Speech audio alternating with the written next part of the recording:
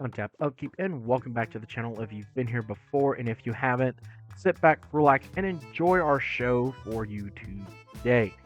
So, I had a special request from another player at my local game store, Green Brothers Comics, who wanted something kind of off the beaten path, something that you don't normally see, and I thought about this deck. This deck was inspired by my dear friend Jude, who is another gamer and at a different game store, and he brought this out and absolutely dumpstered us, guys. I mean, we didn't know what was going on until it was too late. Like, this deck is very, very deceptive. So, like, I mean, he like you could read here in the description, man. He wrecked us at the tournament when he brought this. It was the only deck he played. It's not overpowered. His version was actually like a $20 budget version of the deck. I think since then he has upgraded a few things and made it a little bit more spicy. But the original build for this, I mean, it dumpstered us. There's nothing more to say. We got absolutely dumpstered. So let's look into seeing what happened. And why did we get dumpstered? And I'll have a very interesting thing to have to tell you all. This commander, I don't think he ever cast it. Not at least in the game I fought him with. And that makes it really scary. So, for the commander, he is running Aragorn the United, which is a red, a green, a white, and a blue, or a 5/5 human noble that says the following, which is a mouthful, so bear with me. Whenever you cast a white spell, make a 1/1 white human soldier creature token. Whenever you cast a blue spell, you get to scry 2. Whenever you cast a red spell, he is going to deal 3 damage to target opponent. And, last but not least, whenever you cast a green spell, target creature is going to get a +4/+4 until end of turn. Y'all, this is not good. It gets really, really bad, and he didn't even he didn't even play his commander. He didn't play his commander, guys. So let's jump into more of what made mine different than his. Because June absolutely wrecked our shop. And if you ever get the chance to play old June, I'll have you know that he's a great guy to sit here and play Magic with. He's been playing for a very long time, and he is just an absolute delight to fight in Magic. He's a great guy. So when I made mine, I didn't want to just copy and paste his list. I wanted to put my own spin on it, and I think I did that with the following list. So in his list, he's not running a Planeswalker, but I felt that we needed to for the extra body capability. The whole point of this deck is something I will get to in just a moment. We want bodies. And that's just the best way to go. And we want bodies by being able to play instant and sorcery spells, or non-creature spells in this case. So with Saheeli Sublime Artificer as a red, a blue, or a blue and a red, or any combination of that, blue, red, we get a 5 loyalty Planeswalker that says whenever you cast a non-creature spell, create a 1/1 colorless Servo artifact creature token. And then it's -2. I don't believe will ever become a relevant thing. So target artifact you control becomes a copy of another target artifact or creature you control until end of turn, except it's an artifact in addition to its types. I don't know if that's actually going to be relevant, but you know, there might be a niche situation where it could be relevant. So let's look at some of the things I've gotten here, shall we? So I have some ramp with Mana Dorks being Avacyn's Pilgrim, Elvish Mystic, Finehorn Elves, and the Llanowar Elves. We have a little bit of a tutor with the Search of Phantasms, being able to get very limited things, but things nonetheless. We are also running Storm Kiln Artist. Thank God it's really budget friendly now, to be able to start generating some treasures every time we cast or copy an instant or sorcery spell. And then let's jump into like the gameplay. Like, what is our strategy here? Our strategy is simple. We want to swarm the board and then just either A, we're going to dumpster everybody by just attacking with this massive army, or B, we're going to win with Venerated Rot Priest, y'all. So, Venerated Rot Priest for one generically green mana, it is a 1/2 Phyrexian Druid with Toxic 1. How bad could it be? This bad. So whenever a creature you control becomes the target of a spell, target opponent gets a poison counter. So keep that in mind, everybody. Just keep that in mind. Because before we get into how that's actually going to trigger, let's look more into what we're doing. So the Vanguard of Brimaz, every time it gets targeted by a spell, we get to make a 1/1 cat soldier creature token.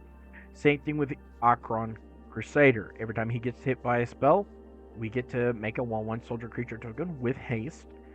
And the Silver Fur Partition. So this thing has trample and is a 2/2, but we don't really care too much about that. Not really, not unless it becomes a relevant thing.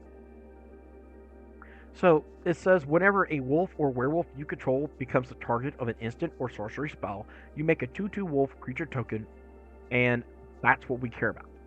So as you can see, we have a couple of things that are going to make us tokens when they're targeted. We also have Kaikar, so whenever we cast a non-creature spell, make a 1/1 spirit creature token with flying. Third Path Iconic class, so whenever you cast a non-creature spell, make a 1/1 colorless soldier artifact creature token. So we have some options here, and I know what you're sitting there thinking now. Okay, now what? Well, very simple. So we have all these bodies. Now what are we going to do with it? More importantly, how are we going to get these bodies? Well, by doing things like Ivy Lethal Spell Feed. So whenever a player casts a spell that targets only a single creature other than Ivy, you may copy that spell. The copy targets Ivy. And then we have the actual commander of the deck, but because it's non-legendary, yeah, you could rule 0 this thing to be the commander. But June actually wanted to build this as the commander, and instead, when Aragorn came out, he was like, "Okay, cool, that works." So Aragorn is the official commander of the deck. This is like our hidden gemstone of the commander. So this is Ink Treader Nephilim. So whenever and it's the same mana cost as our commander for a 3/3. That says whenever a player plays an instant or sorcery spell, if Ink Treader Nephilim is the only target of that spell, copy the spell for each other creature that spell could target. Each copy targets a different one of those creatures. So now you have an idea of what we're trying to do. We're trying to target our stuff with some instants and sorceries and just start some shenanigans. Because as you can see if you've been watching, we do have a Zada the Hedron Grinder, which says a very similar thing. Whenever you cast an instant or sorcery spell that targets only Zada, copy that spell for each other creature you control that spell could target. Each copy targets a different one of those creatures. We are also going to be running the Mirrorwing Dragon, which says the same thing as Zada. And we also have Rosnak, Heir of Roga, which says whenever you cast a spell that targets her, you make a 0/1 Cobalt. So we have another body to make more bodies. And then we're going to be really mean and have Baran, Voice of Duality, which I'm very surprised that after a couple of reprints, this thing is still high at $5 to $6 a pop. I mean, this is even the one from the Outlaws of Thunder Junction Commander deck, and it's still almost $7. Like, what in the world? So for a generic, a blue, and a red, we get a 2/2 Ifrit Wizard with Magecraft. It says whenever you cast a or copy an instant or sorcery spell, this thing's gonna get a +1/+1 until its turn. Fine, great, what they do. Maybe it'll punch through for some damage, maybe it won't, I don't know. And then it says if you casting or copying an instant or sorcery spell causes a triggered ability of a permanent you control to trigger, that ability triggers an additional time. So that means everything that makes all of these bodies is going to trigger twice. That means Zada is going to trigger twice. Mirrorwing Dragon is going to trigger twice. Stormkiln Artist is going to trigger twice. So we have a lot of really, really dumb things that are going to happen with this, especially if this gets on the battlefield, which we can go find with our Drift of Phantasms, but we probably won't need to. Goblin Matron is just a nice little tutor to be able to go find our Zada and get our train going. That's literally the only thing that the card's in here for, is to go find Zada. So let's move on down. This is a Spell Slinger deck after all, so we're very late on our creature package. So let's see what we're doing here. So for 9 sorceries, we have the following. Ancestral Anger. This is a really, really dumb card because it says target creature gains trample and gets +X+0 until end of turn, where X is 1 plus the number of cards named Ancestral Anger in your graveyard. Draw a card. Crash Through. Creature you control gain trample until end of turn. Draw a card. Enter the Enigma. Target creature can't be blocked this turn. Draw a card. Flip Through Space. Target creature can't be blocked this turn. Draw a card. Do you sense a theme here yet? Scale the Heights. Put a 1/1 counter on up to 1 target creature. You gain 2 life. You may play an additional land this turn. Draw a card. Do you sense the theme yet? All of these have one thing in common. They all allow us to draw cards. And we like this. We like it a lot. Could we also have Explorer, which is pretty simple. 2 mana, play an additional land, draw a card. Rampant Growth. Go find a land. Enter the Unknown. June dropped this. We had no idea what was fixing to happen until we were dead. So for a single green mana, we get target creature you control explores. You know what Explore does. And then you can put an additional land into play this turn. It's not tapped. It's not tapped. Guys, it wasn't tapped. It was bad. We also are running Sylvan Awakening, which can turn all of our lands into 2/2 elemental creature tokens with reach, indestructible, and haste. Really? So this means we can start turning out the deck and just make things ridiculous. We can, if we need more triggers, we need more bodies, we can use this to make all of our lands more bodies, and then just keep our train of pain coming. Moving forward, we have a huge chunk down here in the instant package because we are a Spell Slinger deck. So let's start with it. Ancestor's Aid. 1 in a red. Target creature gets +2/+0 and gains first strike until end of turn. Make a treasure. Blacksmith's Skill. Target permanent gains hexproof and indestructible until end of turn. If it's an artifact creature, it gets a +2/+2 until end of turn. So we have a little bit of protection. Blossoming Defense. It gets +2/+2 and gains hexproof until end of turn. Another form of protection. Charge Through. Creatures gain trample and draw a card. Consider, Surveil, draw a card.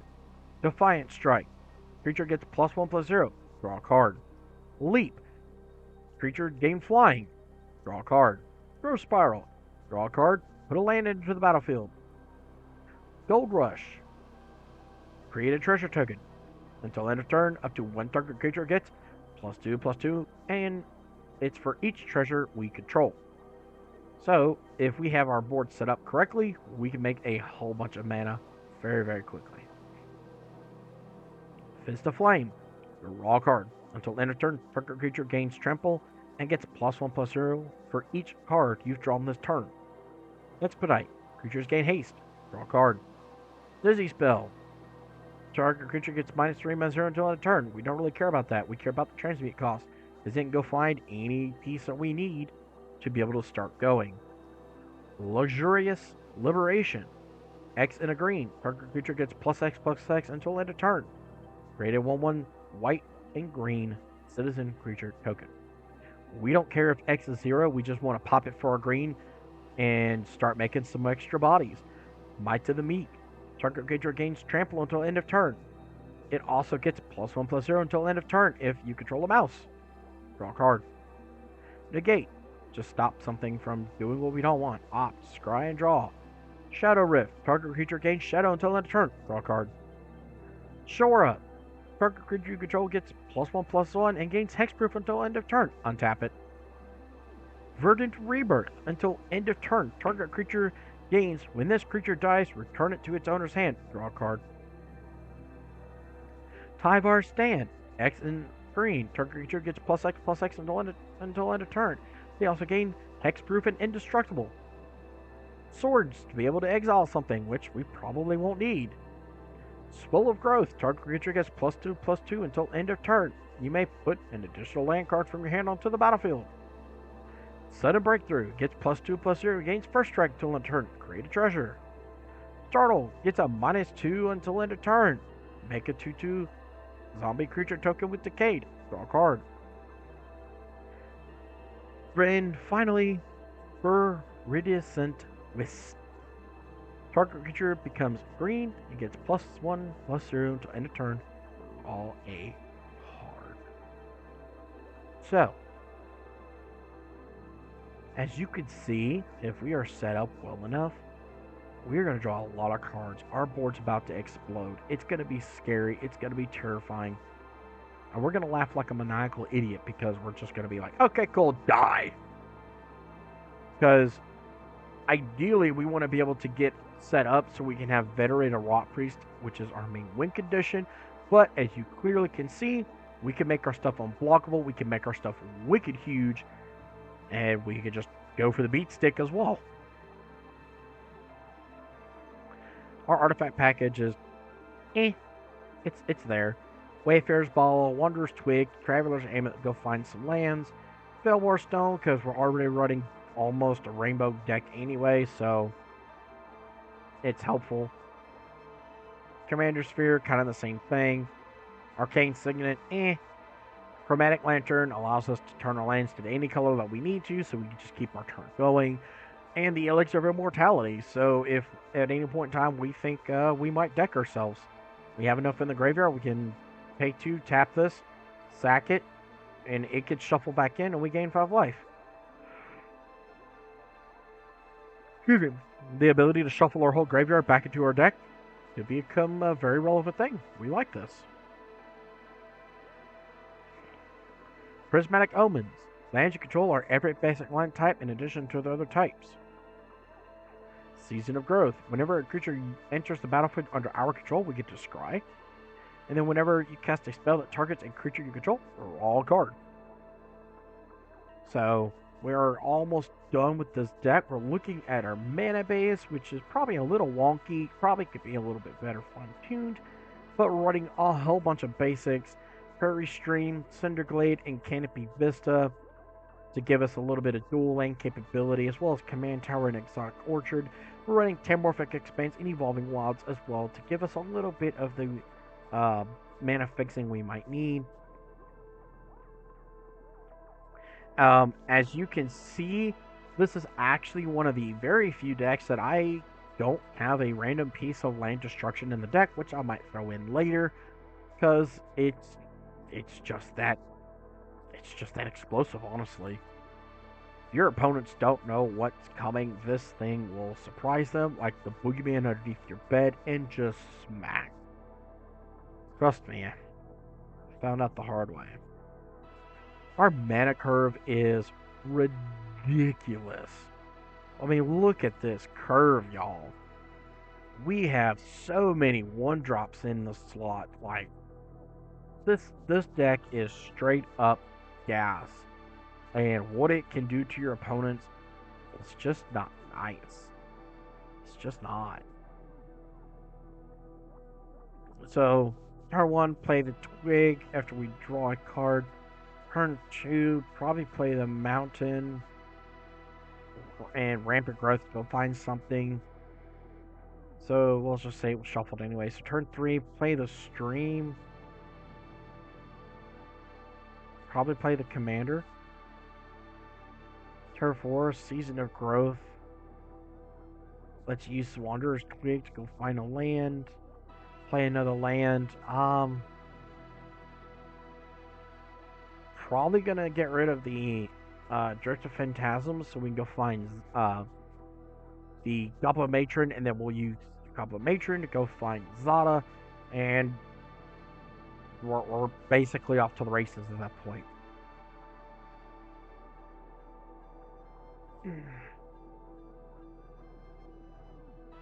I actually don't like this hand. I don't like having double mountains. This hand's a little interesting. So, Forest, Land of War Elf, pass. Evolving Wilds, find a red source, I guess. It's blue source. It doesn't matter. Arcane Signet, pass. Chromatic Lantern, pass. Silver Fur Partition. And, you know, we'll start the train. Charge through. Draw a card. That was completely irrelevant. Pass the turn. Now that we like. So we can probably play the commander, probably play that. Start getting some extra bodies on the battlefield, and just probably start going. Excuse me. There's our win condition, and we have Zada. So turn 1, Forest, go. Island, season of growth. Forest, go. Forest, go. Plains. Silver Fur. So we probably would have described that to the bottom. Canopy Vista. Finally, go find our mountain. So, like I said, as you can see through a couple of sample hands, the deck's a little clunky, a little wonky, but we're stupid budget friendly, and the deck is just explosive, guys. Like it will surprise you out of nowhere. So don't sleep on this deck if you see this in your group after I've released this video. It absolutely can slap somebody. It is a really fun deck to see go off, but God, is it bad to sit against? I mean, as you can tell, we're not the conventional deck. We're not running any board wipes. We're not running a whole lot of like tutor capability, mainly because we're budget. We don't have a whole lot of excess card draw for like, you know, Rhystic Study, things like that, because we're running cantrips left and right.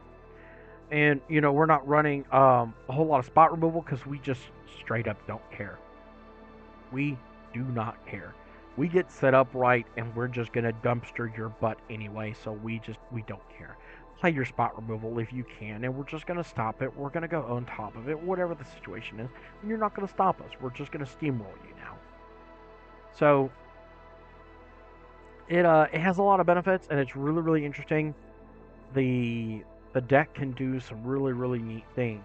So, this is for a subscriber and a gamer at my local game store. Shout out to Steven, I hope you enjoy this monstrosity. I'm going to get this built for you in paper, and you can let all of our viewers know what this thing actually does in a real life game and how well it performs.